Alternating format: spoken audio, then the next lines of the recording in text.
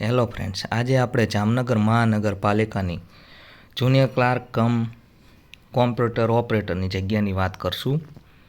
નવી જગ્યા બહાર પડી છે મિત્રો, જુનિયર ક્લાર્ક કમ કોમ્પ્યુટર ઓપરેટર. તેમાં કેટલી જગ્યા છે તો જોઈએ તો 67 જેટલી જગ્યા ઉપર ભરતી બહાર પડી છે. એની કેટેગરી વાઇઝ જગ્યા પણ અહીં તમે સ્ક્રીન ઉપર જોઈ શકો છો. હવે આમાં શું લાયકાત છે તો માન્ય યુનિવર્સિટીમાં ગ્રેજ્યુએટ હોવો જોઈએ. લેખિત પરીક્ષાના મેરિટમાં અગ્રતામ ક્રમ ધરાવતા ઉમેદવારને નિમણૂક પામ્યા બાદ માન્ય સંસ્થામાંથી સીસીસી પાસ કરેલું હોવું જોઈએ. એકવાર તમે સિલેક્ટ થઈ જાઓ પછી તમારે સીસીસીની પરીક્ષા અલગથી આપવાની રહેશે. અત્યારે તમે આ ભરતી ભરવા જઈ રહ્યા છો તો તમારી પાસે સીસીસીની સર્ટિફિકેટ હોવું ફરજિયાત છે. ભારતનો નાગરિક હોવો જોઈએ, તે બધી વાત. પછી અલગ અલગ ઉમેદવારો માટે છૂટછાટ મળવાપાત્ર જે છે અલગ અલગ કેટેગરીના તે અહીં લખેલી છે, તે તમે જોઈ શકો છો. હવે આમાં તમારે કઈ પરીક્ષા આપવાની રહેશે તેની વાત કરીએ તો જુનિયર ક્લાર્ક કમ કોમ્પ્યુટર ઓપરેટર જેમાં લેખિત પરીક્ષા આવશે તે ટોટલ 9 મિનિટની રહેશે.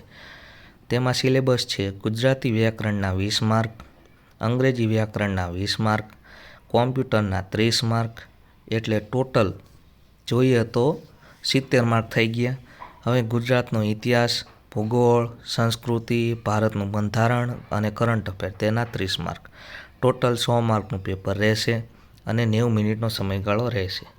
આમાં મિત્રો એક વાત ખાસ જોવાની છે કે લેખિત પરીક્ષા પૂરી થાય પછી કોમ્પ્યુટર પ્રોફિશિયન્સી ટેસ્ટ લેવામાં આવશે. બરોબર, તે પાસ કરશો પછી જ તમારું સિલેક્શન થશે.